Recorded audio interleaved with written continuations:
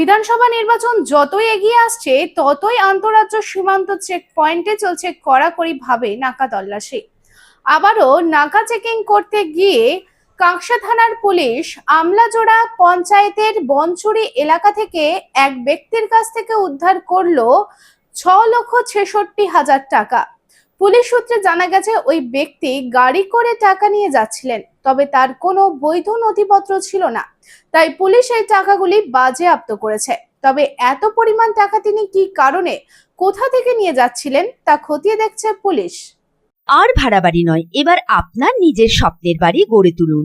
আপনার স্বপ্ন পূরণের সঙ্গী এবং দূষণমুক্ত খোলামেলা পরিবেশে নতুন ঠিকানা আনন্দ নিকেতন, কুমারবাজার, বক্তানগর রোড, রানীগঞ্জ।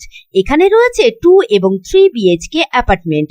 মাত্র 1 কিলোমিটার দূরত্বে পেয়ে যাবেন station, market, bus stand, bank, school, হসপিটালের সুবিধা। সন্নিকটে জাতীয় সড়ক, বাঁকুড়া মেদিনীপুর হাইওয়ে।